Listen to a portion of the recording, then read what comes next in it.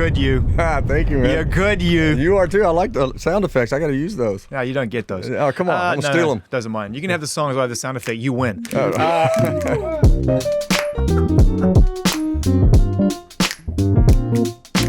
What a journey, what a life. So much incredible music you've recorded. The gift it's given you, it's given all of us. It's put you on this pathway of life only you could experience and enjoy and make the most of, and you've certainly done that. Thank you. You know, finding the spirit and the inspiration to make a new album as you move through life, and life gets confusing. You know, we search for simplicity, but it's not always at our fingertips the older we get. Yeah. Trying to sort of clear a pathway to be able to find the purity of the voice that made you want to write songs in the first place. Get harder or easier as you get older? You know, I'm always searching to get better. You know, so I don't know that it's harder or easier. That's a difficult sort of navigation for me. There are times when it feels difficult, and there are times where it feels easy. But to me, it's always about finding the song, whether I'm writing the song or listening to songs coming from other songwriters who are friends of mine. It's just about finding a song that has some meaning to it and some heart and some soul to it. And you know, without the song, you have nothing. And I always say that everything good in my life has come from country music, and it's given me everything in my life. And I sort of worship at the altar of songs.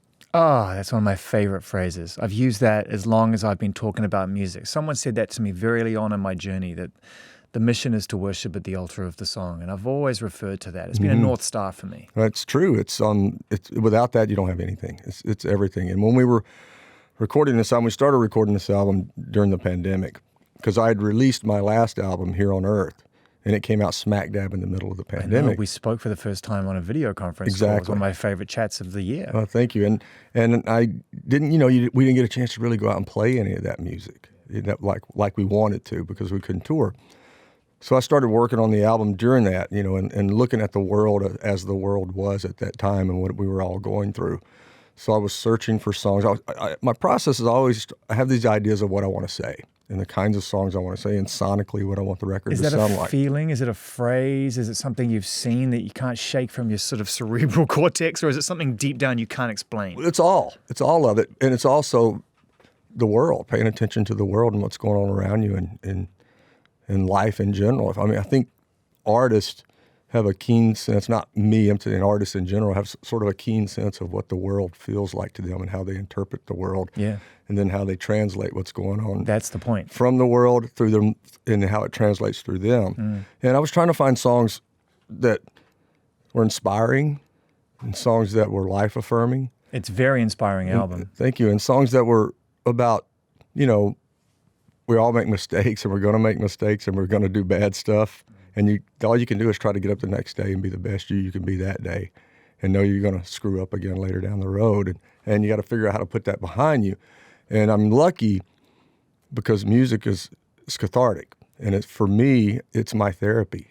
So to be able to go in the studio and have these great songs and sort of work out your emotional baggage through these songs is a blessing. You've been through a lot in your life, and you live your life through the principle of forgiveness, and I want to talk about that in a minute, because I think it's fascinating and inspiring that you've been able to come to terms with that term in its truest sense, given what you've been through, which required a lot of forgiveness. Have you actually turned to therapy in your life to help you process things, or has it literally just been the arts? Well, it's been the arts mostly. I've tried therapy a few times. I'm not very good at it. You don't get marked, Tim. It's not like you're a C- therapy student. I am a C- therapy student for sure. Maybe a D. Probably the only D I ever made in my life was in therapy. You have a very judgmental therapist, by the way. You may just need to seek a different therapist. I know, right? Forgiveness is easy for someone else. It's hard to give yourself. Well, Tim, you really were shit today. Wasting my fucking time. I did get that a few times. Yeah. But it's a through line on this album. It's been a through line in your life. It's right there in the timeline of your life. What you've been through on a personal level, right down to the most core relationship that allows you to establish a foundation of trust. That with the parents that bring you into this life. You kept the last name. You found forgiveness. You maintained and built and maintained a relationship, a modern relationship with your father through it all. not to get too deep too early, but your life fascinates me, Tim, and I'm going to make the most of the hour that we have. Are you any closer to understanding what the voice sounded like in you that allowed you to best process forgiveness and begin that journey? Because a lot of people can't. Well, it's pretty simple, actually. The circumstances I grew up in, and, thank God for my mom, who was a solid rock. But she went through a couple of bad marriages and relationships, and it wasn't the best environment to grow up in.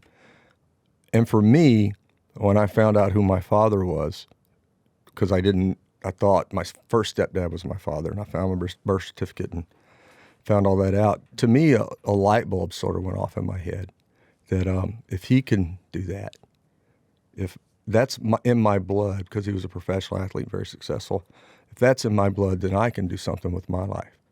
And so that's where the forgiveness for me came. It was inspiring to me to know that I had something in me that I didn't know I had. And I'm not sure, had I not found that out, that I would have been able to have the courage and the confidence to pursue this career and try something. Do you think, looking back on that moment, that really essential moment in the human experience where forgiveness occurs and a new day begins, which requires both sides to understand their role in this, that you were able to teach your father what it was to be forgiven and therefore allow him to let go of some of the... Because really, when you don't feel like you can be forgiven, it's because I think you feel like you shouldn't forgive yourself. Well, that's what I was saying a little earlier. I think we were talking over each other a little bit, but the easy part is to forgive someone else. The hardest part is to forgive yourself. And when you look in the mirror, all you see is the worst. And I've discovered that having kids, too, you catch yourself putting your thumb on your kids sometimes and trying to squeeze stuff out of them. And I came to the realization, I guess when my daughters were teenagers, when I would always say, oh, don't do that or don't do this. What I'm really doing is I'm seeing the things I don't like about myself show up in them.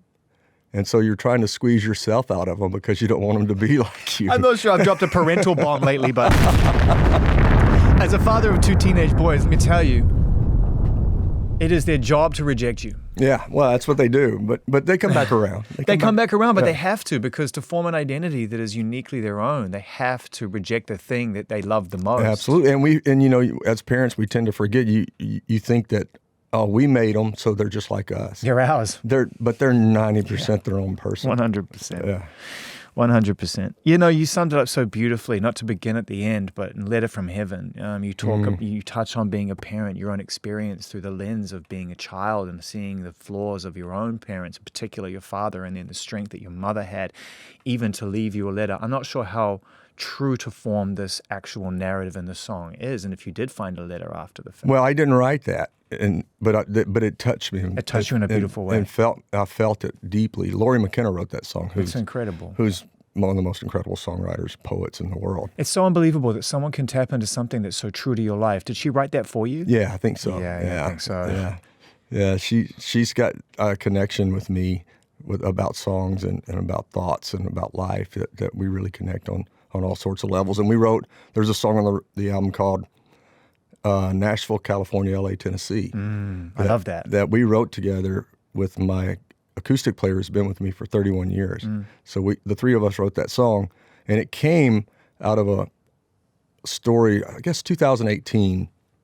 I have a 19-year-old Cadillac Escalade that I can't get rid of because it's got so many memories in it. Calling kids to football games and basketball games and softball games, all that stuff, and a car full of cheerleaders and all kinds of things. So I can't bear to get rid of it. But anyway, I ripped all the seats out of the back and packed all of my oldest daughter's stuff in, and we did a road trip to move her out here to L.A. Amazing.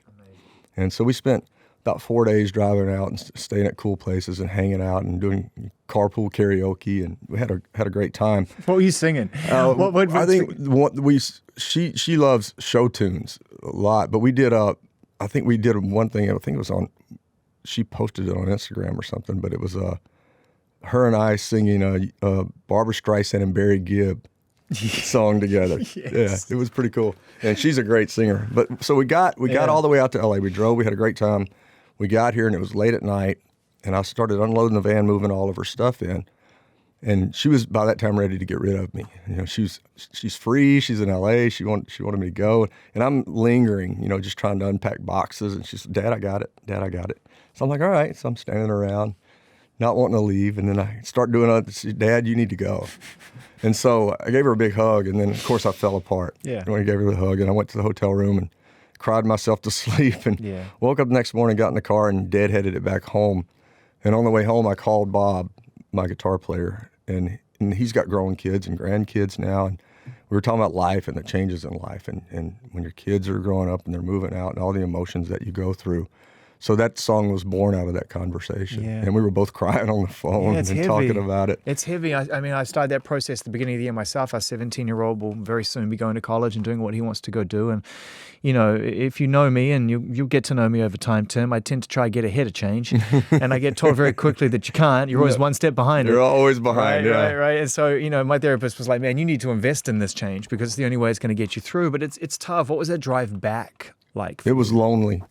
It was lonely. I mean, I enjoyed it because it was a good time to think and to process. It gave me time to do that before I got home, so I wouldn't fall apart in front of my wife, because I knew she was, you know, it's always harder on moms. 100%. Because they're the ones that really do all the work. Oh, look, we are the supporting character at the start, and we are the supporting character at the change, and we're the supporting character at various important points in life. Absolutely. We're there to just do what they tell us to do and try to be the best, you know, rock that we can be when we're needed. Yeah. It's amazing to me that you can hear these songs and make them feel like your own. And that's the mark of a great performer, someone who emotes through their art, that doesn't even translate. You absorb and you make it your own. I think about a song like Standing Room Only. Your voice sounds so like young.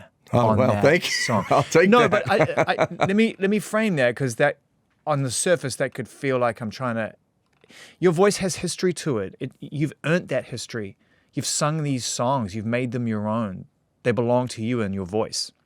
But this sounds like almost the first song you ever sang. Wow. And I listened to it, a song like the ideas of it. I want a life. I want this. I want to project what my life will be. Mm-hmm. And I actually wonder whether it was conscious that you even thought, like, you know what, if I'm going to take myself back to the beginning of something that's unpromised to me and unfulfilled with the promise of what can occur, can I find the purity in my voice to deliver this in a way that doesn't sound like me having lived the life? Yeah, I mean, that's the process you go through. You know, when I record, I try to just get behind the microphone and step into the song. I try to make every song sort of a cinematic experience. Yeah. These little movies, and I put myself in the movie, and therefore I'm telling you the story. But if you're doing it right, you allow other people to put themselves in the movie, so they can find the lead character, and they can be the lead character and find a part of their life that matches up with the song, and they can walk through that scene themselves. And if you can do that, then you really got something special. And I love being in the studio and just, you know, lights off, just get lost in the song, and just try not to sing the song. Try to let the song sing you. Yeah. I mean, that's why when we hear you sing these songs, they belong to us immediately, because you narrate for us and they become attached. It's the power of great performance. I mean, a lyric like that. Does it surprise you sometimes when you're reading the lyrics or you're processing what you're going to sing? Again, how it just seems to be so dialed into your life. Like, I think of a lyric like, I want to take my grudges and my old regrets and let them go. It's not like you haven't been on the receiving end of some bullshittery. I mean, you know, you're probably one of the first, if not the only artist who seemed to have extricated himself from a record deal. The only one from that particular deal ever. Yes. Yeah. Yeah, and that was probably, well, I know it was, not personally, well, personally as well. It was one of the toughest times of my life, was going through that ordeal. What was the feeling at the time? Can you remember? The feeling was, I don't know that I can regain my career after this, because it tried to get squashed out. That to me is almost a realization, but the feeling surely exists more in a sense of hurt and just mistrust, and a feeling of like, how could I be treated this way? That had gone on for a while, and I don't want to get too personal and attack anybody, because what's done is done. And look, I had a lot of success there, and I wouldn't be at this point in my career without having that. With that being said, it was a 3-4 year process of to the point where I had managers and everybody telling me, let's just stay here. you know. I've been there. I've been in that situation Yeah. where someone who's on my team has gone, dude, at this point, I think it's just better if you just cut your losses and get on with the job. Right. Is it not going to be worth it? And I'll tell you what I said, and I'm sure you'll be able to elaborate and make it far more, in line with the story. But I said, I can't go back. Mm-hmm. No, it couldn't. It's done. Like the only way forward is through. Yeah, I knew that if I would have stayed and not tried to move forward with my career, no matter what happened in my career, I wouldn't progress any further as an artist. And my career, either it was going to grow or be stagnant or be non-existent. But it certainly wasn't going to live at curb. But it wasn't going to live at curb, and I wasn't going to be as good as I thought I could be. And it was one of those moments in my life when I really realized something about the human experience that I couldn't understand. Like I couldn't piece it together, which was how could somebody I knew so well assume something that was so out of my concept of reality that I was just going to show up to work on Monday like it's all good. Yeah. I was like, wow, sometimes we really don't understand each other as a species. No, I mean, you can never, ever get into someone else's head. I mean, you just can't. I mean, and no matter how well you know someone, you just, your best friend, your wife. I was going to say marriage will teach you that. Yeah, you just can't get in somebody's head, and you can't know that all the thought processes that everyone's going through and the things that they're dealing with. And you just have to move forward. You just have to keep moving forward and try to be better and try to do better and try to find your path, man. I mean, if you can't find your way, nothing's going to get accomplished. You know, I was thinking back to the beginning because we've never had a conversation face to face like this. And I always relish the opportunity to talk to someone who's had, a near 30-year career. And I've never had a chance to really kick it with you. It's like awesome. Like, I'm just going to dive into this. Right? I love it. It's like I'm the only person in the room. There's a cake. And I'm like, I'll start on any angle with this Absolutely. thing. And I think back to your self-titled debut album and the fact that it's the only one that hasn't been successful at the time. Yeah, we like to say it went wood. It went wood. Yeah. What is at least useful? Oh, there it is. Sorry, I'm just kidding. I had to. You teed it up, bro. I had to have one. Now we are friends. No, you got it now. We're down with it. Now you understand the Kiwi sense of humor. If you kick yourself, I'll jump right in there. I love it. It's for one good one. And I think about what that must have felt like. Not that it wasn't successful at the beginning because I knew you were in it for the work, but that it was your name. Yeah. It was really the first time I'd ever been in a studio or a proper studio to really record anything, and I didn't know what I was doing. I had some great producers around me, James Stroud, Byron Gallimore. I was just learning how to find. I still think there were great songs on that album, but I was still, probably getting songs from the B drawer from publishers and stuff. But I had enough success. I had one top 40 off of that record, enough to work. So I was out playing bigger clubs and better gigs. And then it didn't do very well. So the label sort of just forgot about me. Yeah. And so I started collecting songs for my next album, although I don't think they were going to give me a next album. But I started collecting all these songs, and I didn't play the songs for the label. I didn't play the songs for my management. I didn't tell anybody. And I just called my producer and told him to book a studio and didn't tell the label about it. This is exactly what I was trying to get to, and I'm glad you're going there. Please continue the idea of what changed for you from that not connecting to getting to the album that did, and because it was clearly you that took control of that scenario. Well, that's what happened. I was scared to death in the studio the first time, scared to speak up. I had Indian Outlaw for the first album, but they wouldn't let me record it.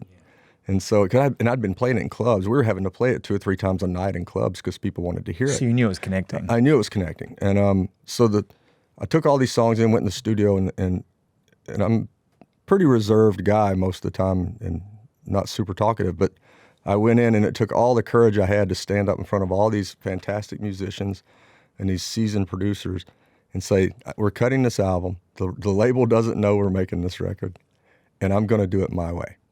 I'm going to cut the songs I want to cut, and we're going to cut them the way I want to cut them. And we're going to sink or swim. And that was the Not a Moment Too Soon album. And that was the one that kicked the world open for me. It's so funny, it's then you get inside the real mindset of and again, great people in the music industry who have helped to facilitate and to support visions of artists for many, many decades. And those are the great people in the music business that support the vision of the artist. 100%. The other ones who basically ultimately it comes through fear. Like if I don't have some control over this, then what is my job? What's my job exactly? Or I really don't know if it's good or not. Yeah. And then when you have those people that just don't know, they will like, I don't know, what do you think, kind of thing. And then they wait for somebody else's opinion, then they tell you if they like it or not. If somebody says they don't like it, then they don't like it. If somebody says they like it, then they like it. And I've done, I probably shouldn't say this, but I've done things like, We're way past that, mate. I've done things like, you'll play a mix for somebody, like an executive or something. You'll play a mix and they'll go, this really sounds great, but I think if you tweaked it right here and you tweaked it right there and you did a few little tweaks on the mix, it'd be really good. And I'd go, okay. So I'd go away, and 2 or 3 days later I'd come back with the same mix and say, we tweaked it, took your suggestions, and I'll play it, and they'll go, hot damn, that's exactly what it needed. Now it sounds great. You're such a troll. The placebo effect on a record executive. It's fucking priceless. I love it. I mean, those are the moments, I think, that as playful as they are and as much as we can laugh, because we all get suckered in. I mean, I'm sure our kids have totally played that gag on us as parents. Absolutely. I've been snowed so many times. So many times, right? But at the end of the day, what they really do, if you want to sort of give them some gravity, is they serve to reinforce confidence in your own judgment. Mm-hmm. And that's what. But you also need somebody to tell you when something sucks, if you really trust their opinion. So who is that for you? Gosh, well, my wife. Yeah. So how brutal is she? She's pretty brutal. Yeah. But she's honest, and she's one of, to me, I think she's one of the greatest artists of all time, one of the greatest singers of all time. Gets one. Yeah. And we're different types of artists. We like different kinds of music. I mean, we like a lot of the same stuff, but we like different kinds of music. And I'm always playing her the songs that I want to record and playing her mixes as I'll go along. And there's times we don't agree. There's times where she goes, I don't like the way that sounds. And I go, well, I do, and that's the way it's going to stay. I love it. And the same thing when she's making records. Like, I think this should be your single. She goes, no, I don't like that song. This is going to be the single. I'm like, all right. And she's usually right. She's right about her stuff, and I'm usually right about my stuff. But most of the time we agree. It's really beautiful. I mean, obviously, congratulations. We're coming up on 26, 27 years of marriage. Coming up on 27. Yeah. Me and my wife are 24 this year. Oh, right so on. I feel good saying that. Thank you. Same to you. Yeah. It's like 92 in showbiz years. Yeah, it really is. But I think it's one of those really amazing and inspirational stories, because you've been able to build such a strong foundation and family foundation, and built around that, and unapologetically and unashamedly stood by that. It's not like, we don't talk about that. It's like, no, I'm proud of my family. This Absolutely. is what we have. But you've also been able to maintain your own identity. Mm-hmm. And there's a great Jack White song. I love Jack White. I do too. Genius. It's a great Jack White and White Stripes song. Shout out to Meg, which is I'm Slowly Turning Into You, which is one of my favorite songs, which is the idea of that, like, I'm absorbing your traits to the degree that perhaps I'm losing a little bit of my own identity in the process. Is that a good thing? And you two seem to have been able to maintain your identity, which in the artistic field is very unique. Has it helped that you've had your careers simultaneously going on with family that allows you to continue to stand your ground, even when someone says, I'm not sure about that song, as an example? Well, yeah, because we have a confidence in our life. We have a confidence in our foundation. And all of this could go away, and we're perfectly happy with the 5 of us. I mean, we are. We are a really tight family. I mean, we have my youngest daughter, she's 21, and when she was in high school, she started a family text that we would all say goodnight to each other. And now it's turned into 50, 60 texts a day from all 5 of us, sending videos and saying I love you. I got one right here. Yes, and it's just... What's yours called? Do you have a name for yours? It's just this fam. Ours is called The Rulers. The Rulers. We rule! I was thinking the whole ruler with the nuns and the Catholic schools slapping your hand. There's nothing punishment about it, Tim. It's more just like, you rule, no, you rule, no, That's you awesome. rule, no, you rule. Right on. Yeah, There's man. nothing like it. I mean, that's your foundation, and when you have a great foundation, a family foundation, that allows you to soar. I mean, that allows you all kinds of freedom. And I think Faith and I, the lucky thing for us, when we decided to get married, we knew we wanted a family, and we knew we wanted our family to come first. And we were 29 when we got married. And not just that, both of you were you were having the kind of success early on in life that people only focus on that because they're terrified of losing it. To diversify your time into something as important as a union at that moment in your careers, I can imagine there must have been a little bit of an eyebrow that went up within certain teams of like, you sure you want to do that, Tim? You're busy. Yeah, I think it was her team more than mine that was like, I don't know if you ought to be doing this, especially with me, because I was pretty wild at the time. But but what it did, and that's what I was getting to, is we were both successful. And so when we got married and decided to have a family, we had enough success at that time that we could pick and choose when we wanted to work and how we wanted to work. So we built our whole schedules around our family life. And our kids traveled with us until school started. And when school started, we didn't work when school was going on, for the most part. Every now and then there was something that came along. But for the most part, we didn't work when school was. I coached softball. I coached basketball. We did tailgate parties for the cheerleaders at all the football games. I mean, we were lived. Memories you just could never No, trade. we lived our life just like everybody else. I mean, we were, Mr. and Miss McGraw when showing up. We had 15 teenage girls at our house all the time. We're cooking for them, and they're singing and playing music and hanging out by the pool. And it's just, we've had a wonderful foundation, a wonderful life, and that's given us, I think it gave us confidence to know that if we're strong enough to do this, then we're strong enough to do anything. You know what else it does is it breaks the spell that the psychology of being in the arts, having an artistic spirit that requires some form of validation in order to feel like you're being heard. It creates this spell, I think, that we all fall into, which is if I don't feed the beast, I'm going to lose the chance to do what I love. I can imagine that when you and Faith made the decision together, which is much stronger, to walk away and define the flow the way you wanted it to be, that you broke that spell. Yeah, I mean, it did. And as a result of it, it made things better. Both of our careers even exploded more after we got married. Because you let go a bit. Because we let go a bit, and we just sort of found happiness and relaxed a little bit about what we were doing and found some confidence in what we were doing. And as you were saying earlier, being an artist is sort of a dichotomy, because on one hand, you're totally insecure and you totally think you're going to fail every time you do something. And on the other hand, your goal is to be the biggest artist ever in the world. So you're fighting that battle within yourself the whole time. And I don't think one works without the other. It pushes you and it drives you. And then to have another person just like that's your partner, that you have something to talk, you have something really that you could talk about and explain to each other that doesn't require an explanation. We get it. We understand it. So when you're having days when you're not feeling confident, then she's the one that makes me feel confident. When you're having days when she's not feeling confident, then I make her feel confident. And it's just worked for us. And then getting to tour together, sing together, act together. I mean, just do the stuff that we get to do together is I guarantee you, had I not gotten married to Faith at 29 years old, I probably would have ran my career into the ground. And B, I would have died or ran my career into the ground, one or the other. And it wouldn't have ever have been where it's at now.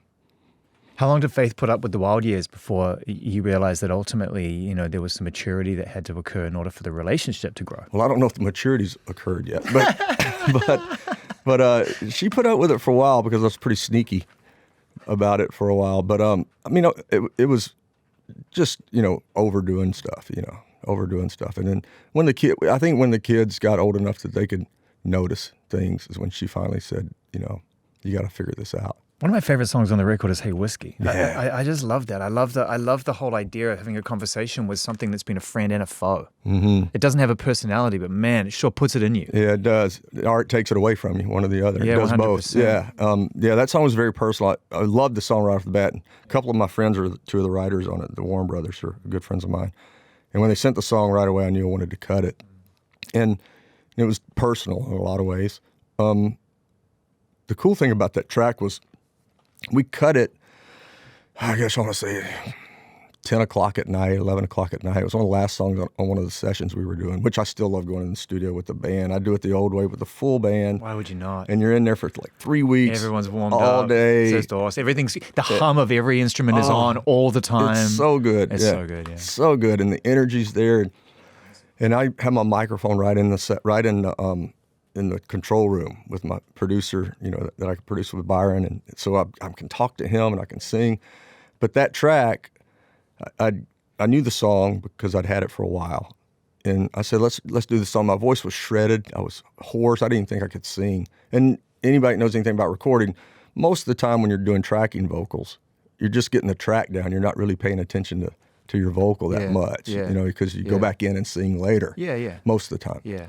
But I knew all these songs so well, so most of these songs came from tracking vocals. Yeah, because your subconscious is like, don't worry about it. Yeah, don't worry. And Whiskey was shredded voice. The very first run through on the song, I sang it, and we did a couple more run throughs to try to get the track right.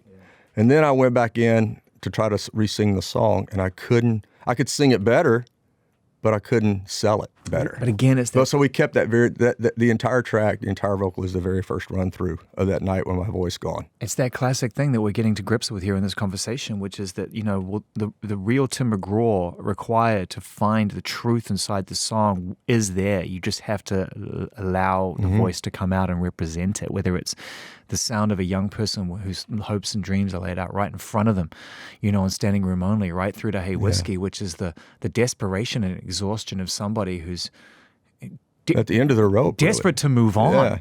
Yeah, desperate. I mean, that's the key word to it, desperate, and that's what I think the vocal has in it, a little bit of it was desperate because I was worried about singing. A different kind of desperation, but it translates, it plays. But there's an honesty to it as well. And that's, to me, it's like I want to feel like I'm having a conversation with somebody when I'm singing a song, and that's what I want to feel like. I'm sitting here talking to you right now. Well, that's why I feel so comfortable talking to you. Yeah, it's just that's the way I try to sing a song. You've always been fit. You've always obviously had a strong, good genes. Good genes. That's what I count on. Good genes. My uncle was a pro ball player. My dad was a pro ball player. So yeah. But you've definitely focused on fitness and on physical well-being in recent years. You dedicated to that. You inspire others to do it. You're invested in it. You have ESPN joining you on tour, amongst other things. I mean, it's clear that athletics and physical performance is something that you've been able to turn your attention to in light of leaving other habits for the most part behind. How important has that been? It's so important. It's therapy for me. Yeah. And, I try not to miss a day. I mean, I'll take a day off every now and then. I try not to miss a day. It clears my head. And I actually get a lot of ideas, musical ideas, stage ideas, professional ideas, family ideas when I'm working out. And when we're on the road, it's even more intense because we work out pretty much all day when we're on the road, and the band does it with me. Yeah. And what that turns into is sort of a therapy session for all of us, because we're working out and we're talking about our issues, problems we're having with family, things that we need to deal with, and we also talk about our show. And it becomes more of a team building exercise as much as anything when we're out there doing it. Until about 3 hours into it, when you see guys, when I turn my back to do something and I turn back around, I see somebody sneaking off and getting on the bus, or EJ, my security guy, pretending like he's on the phone talking so he can't do a workout. You got your chief of staff out there having a cigarette, yeah. Just a cheeky Virginia Slim. But they hang in there pretty good. But but we always say too that if on the days that we can't work out or we can't get a workout in, we don't feel like our show's as good. I found it later in life. I struggled with it on and off. I would do it, not do it, do it, not do it. In the end, I just needed to find what I wanted to do. Yeah. That inspired me. I mean, the boxing for me is like, woo! There you go. Get that. Yeah. That's fun. And I hate it, man, if I miss a day. And you're right. I think we think it's about improving the body. I've always found the better success comes when you realize that the mind is telling the body what to do. You got to get the mind right. Absolutely. And that, to me, they're one in the, they work symbiotically for me as far as workouts go. I mean, it's good for me. I'll put it that way. I spoke live on the radio show this morning as of taping, and I played your song, and I tried to remember me well, and I tried to put into context how I feel about the way you and Faith live your life through the music and into the conversation. And I want to commend you. I think that, I think the way I put it was there are people who step out and people who stand up. Mm-hmm. And you have consistently stepped up. Oh, thank you. I think the moment that I feel like I'm not improving and learning and getting better every time I go in the studio, getting better with how sonically I want things to sound, how I want to sing, the songs that I want to record. Yeah. If I get to the point where I think that I'm not improving, that's going to be the time to stop doing it. Because I never want to be the guy that's just doing the same thing over and over and over again. But do Do you understand that you and Faith represent something beyond the quality and consistency of the art that you've shared with us that has been very important to the growth and evolution of the way country music shows up in the conversation? That your bravery and ability to be able to go on stage and show inclusion and diversity and openness, choose love and not hate. Absolutely. That these have been really important steps towards allowing others to step in and do that, even at the expense, I think, of some audience. Yeah, we probably, but I tell you, it's worth it. I mean, if you can make one person think just a little bit when they hear something like Humble and Kind or something like Standing Room Only, if you can make one person think about how they can, take that and go, maybe I should change the way I think a little bit about something. Then if you can do that, then it's worth it all. Just one person. But it's concentric circles. First you got to look in the mirror. Yeah. Yeah. And then you got to teach your kids to have humility and kindness. And then they go out and they show that to their friends. And then their friends show that to their friends. And eventually it gets out into the world. We live in a time now where you can't run from conversation and you can't run from progress. One way or the other, you're going to be drawn into a discourse, whether it's with a family member, a friend, on social media, on stage, it doesn't matter.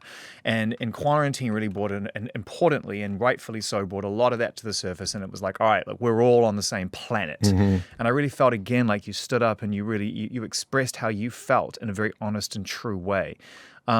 I know from speaking to other artists, I have the saying when it comes to artists who contribute to the conversation or show up politically, sociopolitically, or any kind of level, that I don't expect it, but I respect it when you do. Yeah. But I don't want to expect it of you because your job is to write and create art that moves me. So I don't want you to feel a responsibility. Sure, and I think people get so caught up into what people's politics are and what they think, especially when you're musicians or athletes, and they instantly want to say, "I'll just shut up and sing," or that's what I was just shut up and play ball, or whatever. And it's like, well, I have an opinion too. I mean, I'm a human being first and foremost before I'm an entertainer. I have kids that I want to see raised in a world that I want my kids to be raised in, and so yeah, I mean, you're going to lose either way sometimes, but you got to feel good about yourself and feel good about who you are and what you stand for. Yeah, it's funny because I read those comments, and that's what I was getting at as well, is that the artists I know who get told, listen, play your position, do what we pay you to do. Yeah. And it's like, hang on a minute, I don't work for you. Yeah. I create something of value, and your investment allows me to continue to create it. Thank you. Thank you so much for it. Yes, but I want you to have memories and things you'll always remember and a shared experience, right? Enjoy the music. It's a fair trade. Yeah, enjoy the music. Yeah, let me be me and enjoy the music.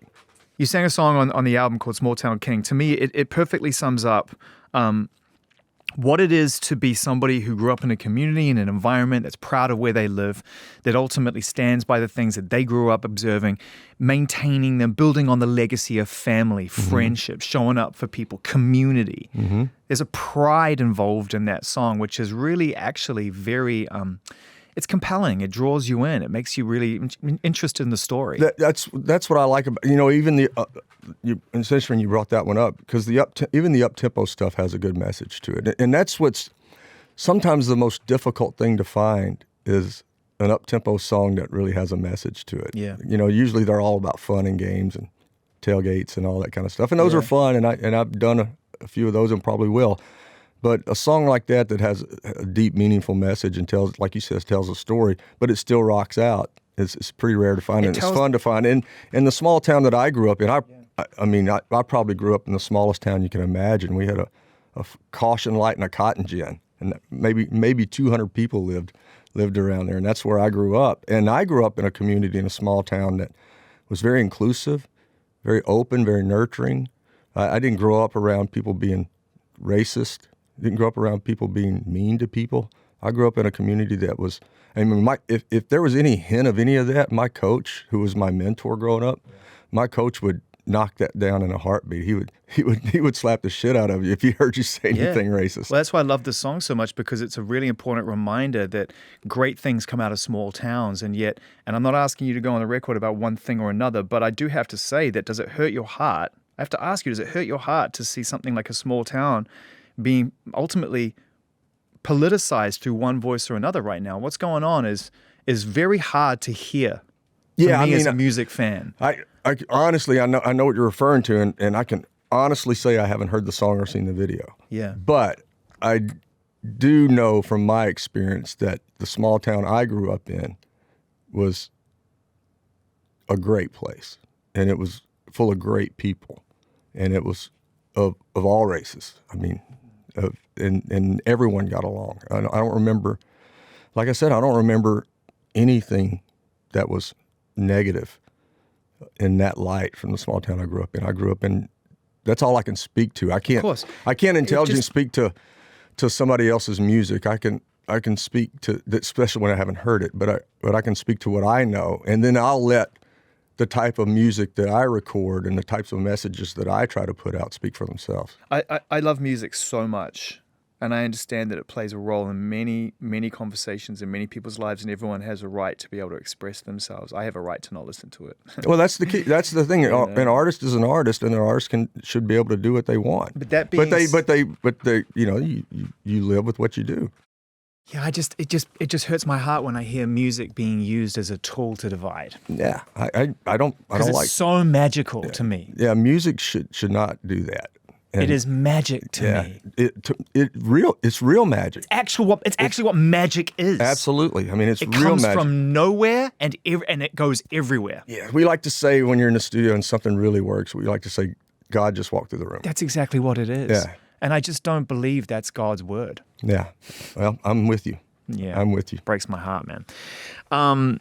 This album from beginning to end sounds so hopeful. You talked about it before. You talked about like the optimism and the sense of yearning, the desire to achieve, to just go get it. Mm-hmm. There's moments in there that really kind of sum up. There's a bit of Bruce Hornsby in there for me. Yes, absolutely. Did you do? Is that fair? Yeah, that was a name check during the session when I was talking to the piano player. So I want some Bruce Hornsby on this record, which I love. Standing room only. That's right. Yeah. Which I love that. We talked a little bit about the Journey influence in that as well. Yeah, Journey on the Some Songs Change the World. I wanted Journey guitars at the end of it. So give me some Neil Sean. Yeah, some Neil. Thank you. Yeah.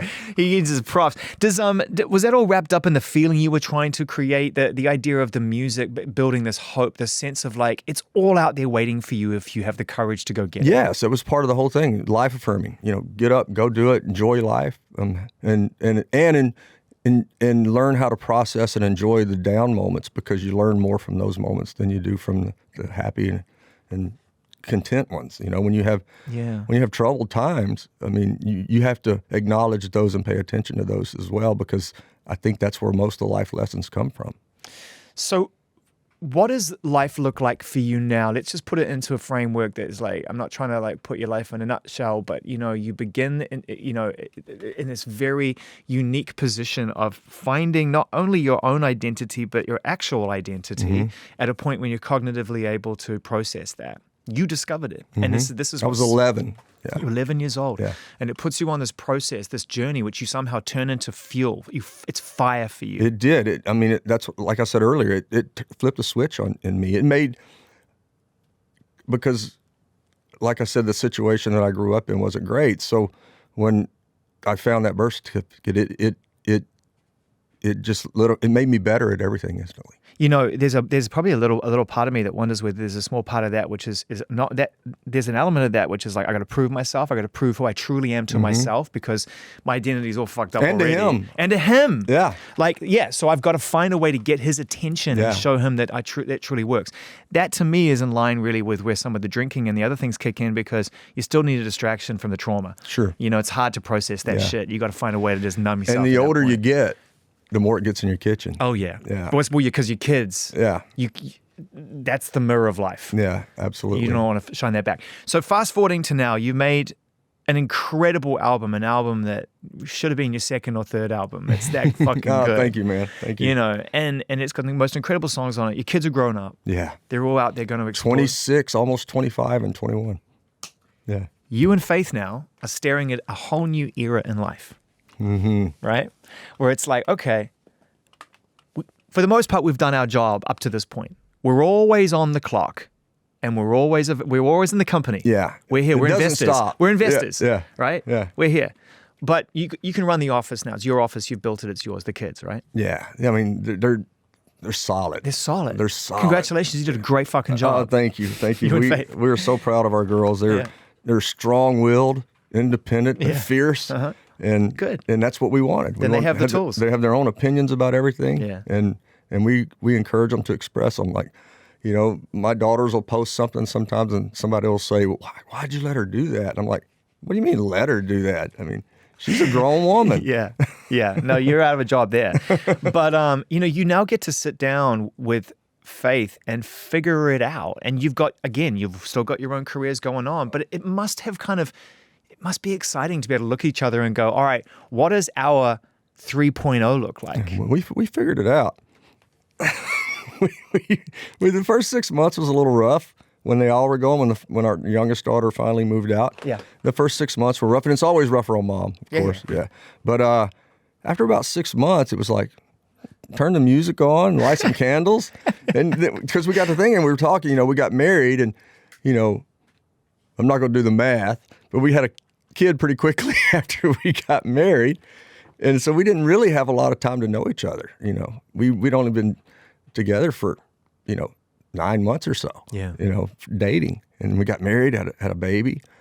And now it's like, we're kind of like on our second honeymoon. Yes, we never really had a honeymoon to start with. But no honeymoon? Not really. But we're enjoying it. Now when the kids come home, it's like if they're there for 5 days or so, we're like, you know, fuck off. No, you have somewhere to go. Sorry, that was the Kiwi version of it. Mom and dad need a little candlelight time. Turn it down.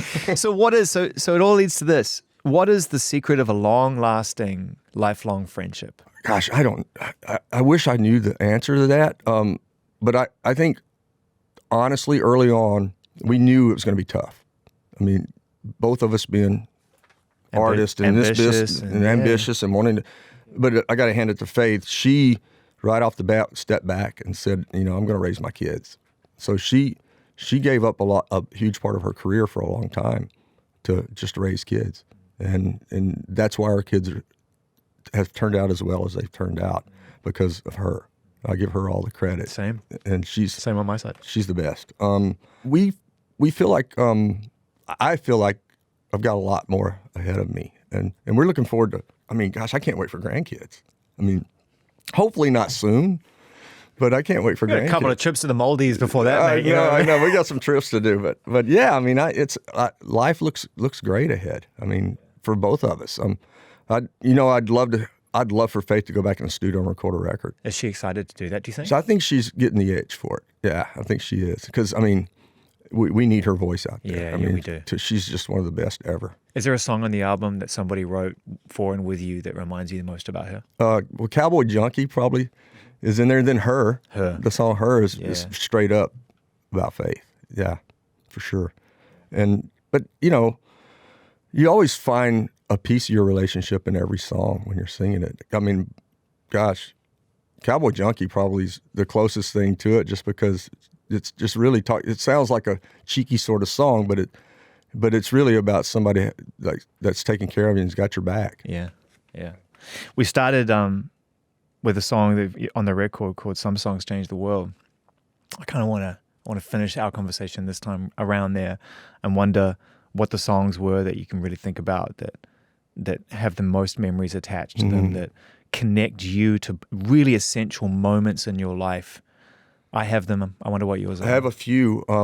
Early on, of course, you know, I loved music growing up, and in church at first, you know, listening to gospel choirs and stuff in church was part of it. I have a specific memory of, we grew up right on a bayou in Louisiana. I mean, from here to that sign back there was a bayou, and I was fishing on it all the time. But I remember laying on the dock. Gators? There were all gators everywhere. Gators everywhere. Gators everywhere. Just like, what's up, Bob? Yeah, we would swim. You're naming them. Water ski in the bayou, and you're sitting there getting ready to water ski, and you look over, and there's a gator floating there, and you go, all right, hit it. Get out of here with that. Oh, you wait till I tell you my shark stories about spearfishing. But I got in some hairy situations with that. But anyway, I remember laying on the dock doing math homework, and I had a little transistor radio, and there's a song called "I'm Not Lisa" by Jesse Coulter, who was married to Waylon Jennings. And I remember trying to do math homework, but falling asleep and being in and out of sleep. And I have a very specific memory of hearing that song dreamily in my head. So that's every time I hear that song, it puts me right back in that moment. And then there's another song, Samba Pati by Santana. And my uncle, who's an old hippie, Napa Valley, ex-ball player, looks just like Sam Elliott. I mean, good-looking guy, 80 years old. Yeah. Hangs out on his... Some people just age different. Oh, I know. Hangs out on... You're one of them. Well, I don't know about that. Yeah, you do. I'm hanging on. Oh, man, whatever. But he sits on his porch and smokes weed all day and listens to music. He's won. Yeah. And he won the game. Yeah. He's sitting on the pier fishing. Yeah, he's in the Hall of Fame now. He did it. But he told me early on in my career, before I was married, before I met Faith, he said, Samba Pati, you know that song? I said, yeah, I know that song. It's an instrumental. And I said, I know it. And he says, let me tell you something. Never make love to a woman with that song playing unless you intend on marrying her. Wow. So I didn't till I did, and then I did. That is deep. That is brilliant. And so that's one. And then the other song that I'll throw in there that was life-changing in a lot of ways was It's Your Love. Because Faith and I were really new in our relationship. It's the very first song we recorded. It turned out to be a big hit. And it just sort of brought us even closer together. And that song will always be special to us. And when we shot the video, we shot it here in L.A., Faith was pregnant with Gracie when we shot the video. I mean, very pregnant, like 8 months pregnant with Gracie. And you can look at the video and you'll spot it. She had this, I forget what, a silk dress on. Yeah. And she had her, pregnant belly out there. And she kept wanting milkshakes all day while we were shooting the video. So she's, right before a take, she's drinking her milkshake and then it spills all over her silk gown. So every now and then you can see a milkshake stain on her silk gown. So I have a barbecue stain on my white t-shirt. She's got a milkshake stain on her silk gown in the video. It's adorable, dude. All right, last question for you before we say goodbye for now. And I hope we can continue talking because it may have come a little bit later on than I would have liked. But, I've been looking forward to spending time with you face to face. I'm a fan, bro. Oh, thank you, man. Me too. I'm a fan of yours. And we'll do it again for sure. My last question, what's the shark story? The sharks, oh gosh. We had a place in the Bahamas for a long time. Our kids pretty much grew up down there. Fucking, they're everywhere in the Bahamas. The Exumas, they're everywhere. They're everywhere. They're everywhere. Yeah. And when you spearfish down there, and I spent 20 years spearfishing. I'm addicted to it. I love it. I haven't done it in a couple of years because we sold our place and haven't been back down there. But it's for all free diving, and you have to use an old-fashioned pole spear. And there's, like you say, there's shark everywhere, but there's also great fish everywhere. And the way we do it is pure National Geographic. I mean, we're out in the wild water, and we're free diving 40, 50 feet and shooting, 25-pound hogfish. Faith's in on this as well? No, well, she'll swim across the top and watch it. In fact, she was swimming across the top watching a spearfish one day, and I'd gone down and got a fish and came up and put it on the boat. And I'm watching her, and I notice a fin pop up behind her. And her eyes got bigger. She didn't notice it at first, so I started swimming towards her, and the shark was coming right behind her. And then when she realized the shark was there, she turned over and started screaming and kicking and doing the backpedaling. So I had to swim right over top of her and poke the shark in the nose with the spear to get it to go away. Yeah. And then I've had shark. I'd come up with a fish and had shark take the fish right off the spear. And then the scariest moment I've had, I mean, you get used to it and you learn. You learn how to read, because you can feel the electricity in the water when they get pissed off. As a great philosopher once said, nope. Nope, not me. Nope. I had a lot of friends that felt that way at first, but once I got them used to it, they were all right. Yeah, so you can feel it, because they're so full of energy. They're just like... If they start getting pissed, you can feel it. You know it. You can feel it. But the scariest moment I had was I'd killed this hogfish, shot this hogfish. It was about 50 feet down, and I was gassed. And my spear got stuck, and it got stuck up under a reef. I got scars all over my shoulders from coral reefs from digging under there trying to get the fish out. But you're bleeding. I'm bleeding. I'm going down trying to dig this fish out, and I don't know how many more dives I have left in me. And there's some shark around, because there's blood in the water. So there's some reef shark around, a couple bull sharks. For some reason, I think that's like 101 don't do. Well, the guy who was running the boat says, I don't think you should go back down. Yeah, no shit. I said, well, give me one more shot at it. Give me one more shot at it. I'm going to go get this fish. So I got down there, and I was pulling. I had my fins up on the reef. I'm trying to pull the fish out, and I finally got it out, and I had no air left whatsoever. I look up, and I said, shit, that's a long way. So I'm kicking and kicking and kicking, and right before I get to the top, it felt like a submarine came by me and it blew my mask off. And it was a 14-foot tiger shark. Oh, no. Just blew right by me. And thank God he didn't just turn a little bit. I thought for sure I was done, but that's when I got out of the water. Yeah. A tiger shark shows up. Yeah, it's time to go. Okay.